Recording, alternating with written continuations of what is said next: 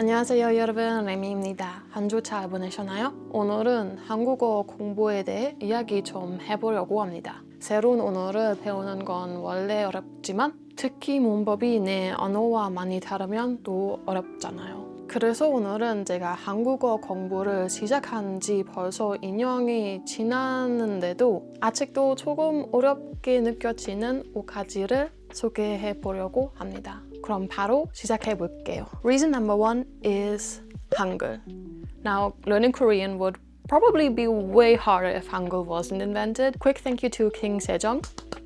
But even though Hangul itself is pretty easy to learn because the system isn't overly complicated, it took at least my brain really long to truly register it as a new language and not just random characters. And even until today, my reading speed in Korean is way slower than it is in English or German. And with that also comes a completely new pronunciation. And even though a lot of the sounds are quite similar, especially to German, there are still a lot of sounds that I still struggle to pronounce correctly. And yeah, that's just really frustrating. Reason number two is the different politeness levels that exist in Korean. In general, you have 반말 and 존댓말, so informal and formal speech. And that itself, I think, isn't too complicated. We have the same concept in German as well. The difficulty for me lies that even in 존댓말, so in the formal speech, there are still different levels of politeness that you have to consider. And then it gets really tricky once you get to that highest level of the honorific forms. So let's take one example. The word to eat would be 먹다.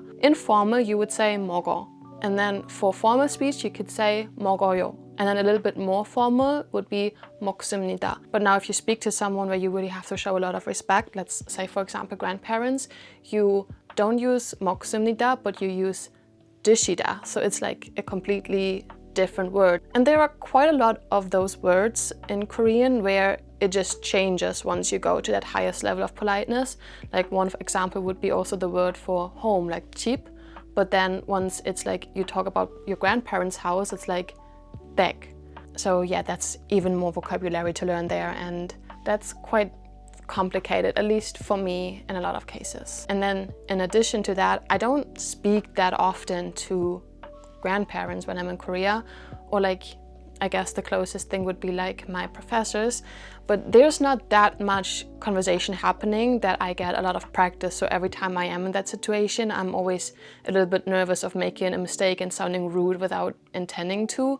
And most people are very nice and understanding that they know you're learning the language, but even then, like, you don't want to sound rude, right? Even if it's not intentional. So yeah, that's one point I am still struggling with. Point number three is especially difficult for me because I think that I learn languages a lot through reading. At least that's how I think I learned English the most. And the difficult part is that the written form and the spoken form of Korean is completely different.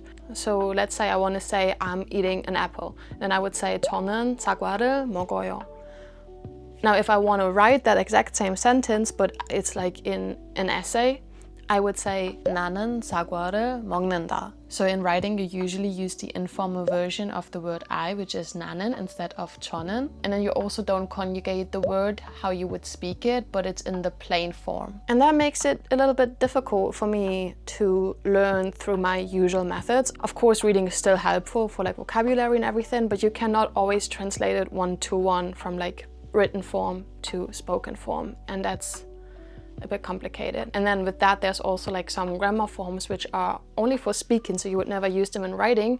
And that brings us directly to point number 4, which I find really difficult, is like the different verb endings. As I said, I'm learning a lot through reading, so I'm still struggling to use them, and I often fall back to just using the really basic 먹어요. But there are many different ways how you can conjugate a verb in Korean, and those conjugations give it a different meaning. So let's have a look again at the word 먹다. So 먹어요, as we already established, is just the basic I eat. Then you can say 먹잖아요, which would mean something along the lines like, you know I'm eating. You can have something like 먹죠, which is something like I eat, right? 먹네요, which is like, oh, I'm eating, like adding an element of realization. 먹거든요, which would make the eating into some sort of reason. 먹고, which is eating and, so the sentence would continue here. And the same is for 먹지만. Instead of and, it would be eating but. 먹는데 is eating and or eating but or eating but I want to say more. Like ninde is really complicated as well. That could be a whole point by itself because ninde really can mean anything, I feel.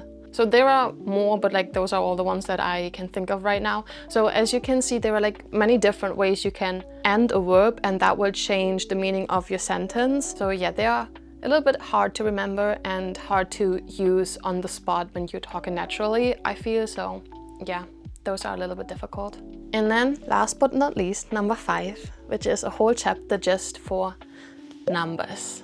And I really could say a lot about numbers because I find them very difficult. First of all, there are 2 different number systems in Korean. There are native Korean numbers, which would be like 하나, 둘, 셋.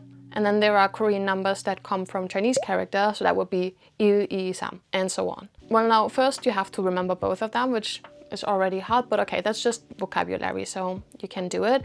But then you also have to remember when to use them because you cannot freely interchange them. So the native Korean numbers are mostly used for like counting things, and then the Sino-Korean numbers are used for most other things like dates, money, phone numbers, addresses, all of that.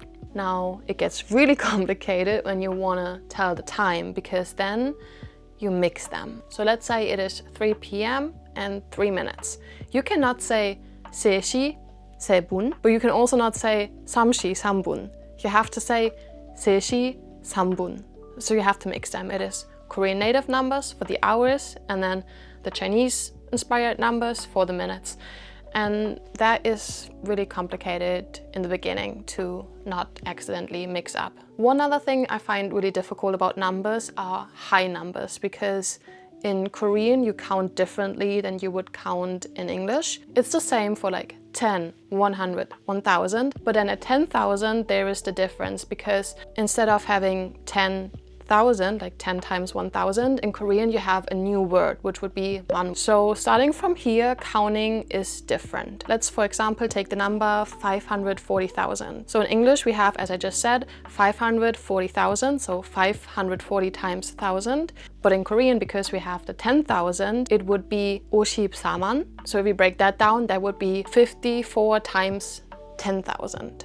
And that is just, for me at least, really difficult to always translate in my head. So when people tell me, oh, I paid this and this much for, let's say, rent or for this new thing I bought, I really have to sit there for a second and try to visualize numbers in my head and be like, what? How much is that actually? And now you could say, but like high numbers, you don't use them that much in everyday life, right? And that would be correct if you would live in Europe or the US, but in Korea, the currency, like Korean won is like different, so 10,000 Korean won is not a lot of money, so you spend that on lunch. So yeah, you do need high numbers quite a lot. And then one more thing that I just remembered, like as a little bonus, because we were talking about counting things, is something that we don't have in English and we don't have in German. I'm curious if we have it in any other languages, let me know. It's counters. So in Korean you cannot simply put a number in front of a noun, but you need to put a counter in between to indicate what kind of thing it is that you're counting. So let me give you an example. Let's go with animals. For example, I would say in English, oh, I have 3 puppies. Now in Korean I would have to say 강아지 3마리, because 마리 is the counter for animals. Yeah, it's really complicated to understand in the beginning, but then later it makes sense. And then you have like different counters for all kind of things. 개 is like one of the most commonly used. I feel like almost every time I'm not sure what counter to use, I just use 개 because it's just for objective things, so it works quite often, but it doesn't work all the time. And there was one funny situation where I actually made the mistake. It was like when I came here and then somebody was like, oh, did you make some friends here already? And I wanted to say, yeah, I have like 3 friends. And then I said, 친구가 3개 있어요. So I said like, I have 3 friends and I labeled my friends as things because the counter for people is 명. So the correct answer would have been 친구가 3명 있어요. I noticed right away and I changed it, but it was a funny moment. But yeah, so you cannot always use 개 for everything because yeah, then you just label your friends as things and that's not a nice thing to do. Okay, those are 5 things that I still, after 2 years, find quite difficult about Korean. Yeah, let me know what things you find difficult, either while learning Korean or learning English or any other language. I always find it very interesting to look at those little differences, because while those are the things that make it harder to learn the language, I also find them to be quite interesting because they are so different from what I'm personally used to. So it's a new way to describe the world, and that's really fascinating actually. So yeah, let me know if you have any more ideas. What are like little unique things about the languages you're learning? And then I see you again next week. Bye bye!